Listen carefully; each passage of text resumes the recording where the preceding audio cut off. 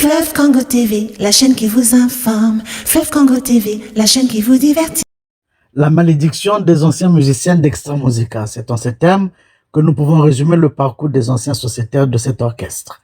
En effet, juste après leur départ, chacun a eu un temps de gloire dans un contexte que l'on peut qualifier de tout nouveau, tout beau, et juste après est intervenu pour chacun et pour tous l'effondrement.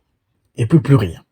Rangé désormais dans les oubliés de l'histoire qui s'est répétée à maintes reprises avec Guy Fall, Quentin Moyasko, Kilambongo, Djuré Luemba, Abilis, Herman Gassakis, Emery Boga, Oxygène, Dokopa, Papidja, Arafat et plus de 20 autres.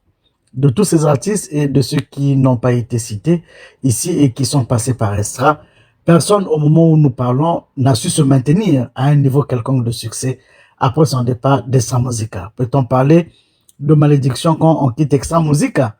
La question a lieu d'être posée car encore récemment, le départ en grand nombre de certains musiciens d'Extra, dont Sonore Digital et Ramatoulaye notamment, suscite de nos jours l'espoir de voir émerger un nouveau groupe musical qui remettra en cause le leadership de Roga Roga dans certains milieux. Cet espoir a-t-il lieu d'être nourri? Avant, il faut voir le talent qu'avaient déjà les premiers qui sont partis du groupe. Comparé par exemple à Quentin Moyasko ou à un Guy Fall, on peut aisément se demander si les instrumentalistes Sonore et Ramatoulaye peuvent faire le poids. Si les premiers qui avaient la maîtrise avérée du chant n'ont pas brillé au firmament de la musique congolaise quelques années après leur sortie d'Extra Musica, que peut-on attendre sérieusement de ceux qui viennent de partir? Même si les génériques que nous écoutons ces derniers temps font danser les mélomanes, mais il faut être prudent. Et cette prudence nous pousse à nous demander si la malédiction exposée plus haut ne va pas les frapper de sa torpeur comme elle a frappé les autres avant eux.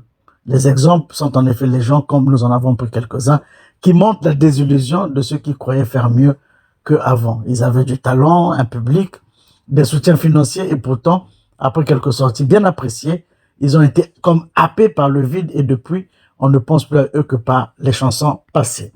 Ils avaient du talent, nous l'avons vu, par plus de 5 fois, ce que nous pouvons appeler aisément la malédiction de ceux qui quittent Extra Musica s'est confirmée et les victimes de celle-ci sont encore vivantes. On peut demander aux chroniqueurs musicaux de les interviewer et de poser la question à ces derniers si réellement ils ont été frappés par une telle malédiction. Pour preuve, depuis, ils n'ont plus jamais fait des efforts pour avancer.